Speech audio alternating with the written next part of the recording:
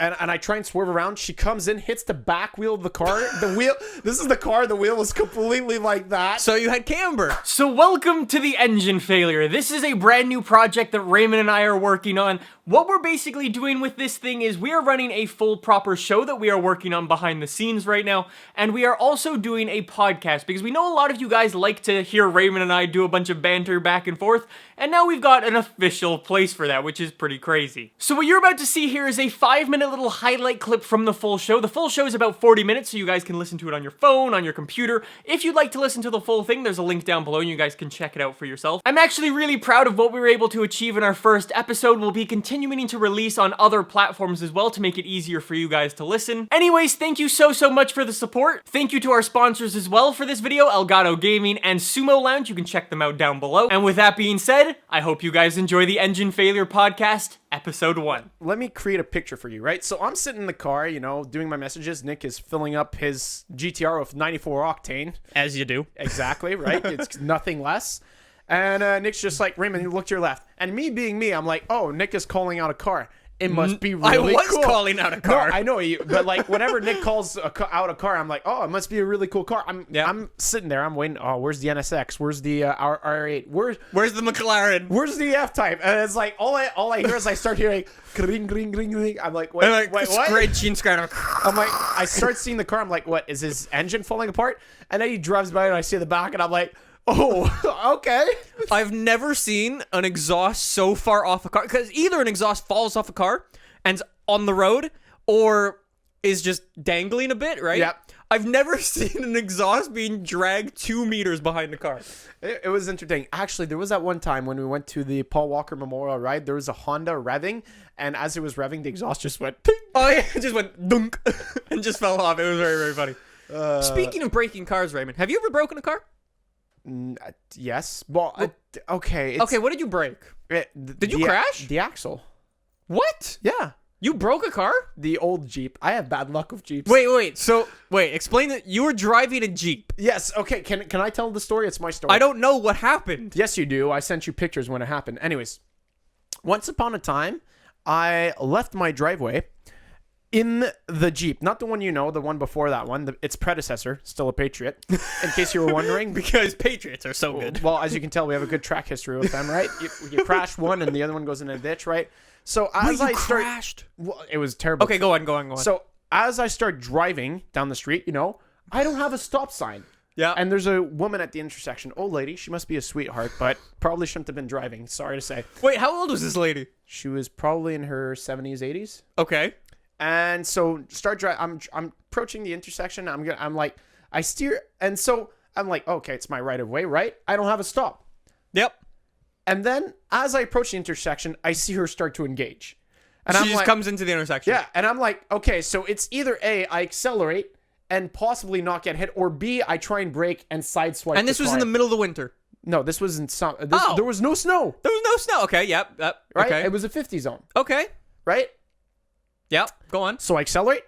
You try to burn the person. Yeah. And I try and swerve around. She comes in, hits the back wheel of the car. The wheel. This is the car. The wheel was completely like that. So you had camber. Yeah, I had massive camber. Do you have pictures of this? Somewhere. Yes. They'll be on screen right now if I can find them. If I can't, unfortunate. That's insane. I never knew you crashed a car. So what happened? You had to get the whole thing repaired. And if you're listening to this on audio, just check out the Engine Failure Instagram and Twitter. The pictures will be up there. Hey, there you go. Good plug. So wait, you completely cambered out the car. Yeah, accidentally. And so my mom was like, try and drive it home because it was like a block away. I literally called my mom. I was like, Mom, come outside. And she was like, what happened? Right? You just left the house. Wait, did you have to exchange information? Yeah, we did. We did a constable amiable, which is what? English, please. It's the thing in Quebec where you exchange insurance information with people. Most people just call it exchanging information, but sure, you use your fancy words. Constable amiable. Anyways, what? It's French. The Sûreté de Quebec. That has nothing to do with it. Okay, That's go the on. Police. Anyways, as I was saying before, I was so rudely interrupted by the idiot. So my mom comes out, you know, do the exchange, and it's like, okay, let's just try and drive it home, right? No.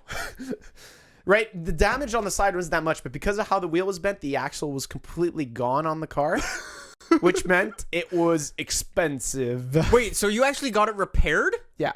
Wow. Under insurance? Yeah. Oh. See, I've never crashed a car.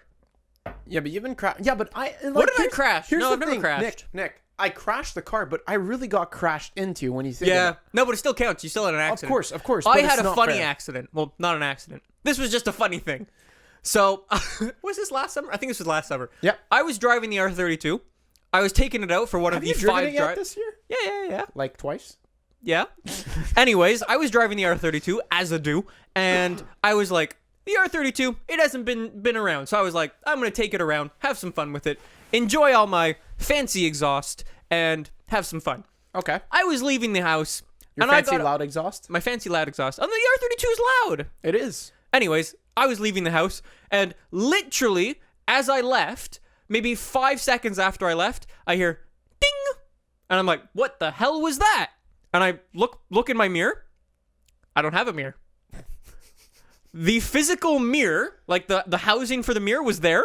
So I just look, and it looks black. So if you played like a video game and you look in your mirror in a video game, and it's just like blurry, that's what it was like. It just fell off. My physical mirror, the metal part, fell off and just fell onto the ground. What is a mirror made? It's not metal. It's glass. It's mirror's glass. You mean the glass, not the metal? Yeah. Well, the glass. The glass fell out of the metal. The glass fell out of the housing of the mirror and just Yep. fell on the ground and went ding. And I look and I'm like, my mirror's gone. So I just do a complete Yui in the middle of the road, stop in the middle of the road, open my door, lean out, pick up my mirror, and just drive home. Like, well, I guess I'm not going out today. That's fun. And I super glued it back. Since we're talking about terrible, bad habits of cars, okay? Once upon a time, underground parking lot, right? Tends to be low. Yep. Yeah, do you know this story? I think I've heard it, but go on. I think you're there. I'm not sure. Anyways, I pull up to this area, and I was like, oh, I don't want my ass to stick in, so I'll bring it close. And right in front of me, there was like this ventilation shaft with a little corner sticking out. And I was I was there. And I stopped like perfectly, like 1 or 2 centimeters right before it.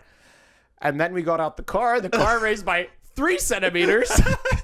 And the thing is in the hood. And I'm just like, oh, come on. What do you mean? You parked very well. It was- but the it was- weight of the people getting out made your car raise. No, but it was perfect, right? I think we were like 3 people in the car Yeah, as well. exactly. No, we were 4. Who else was there?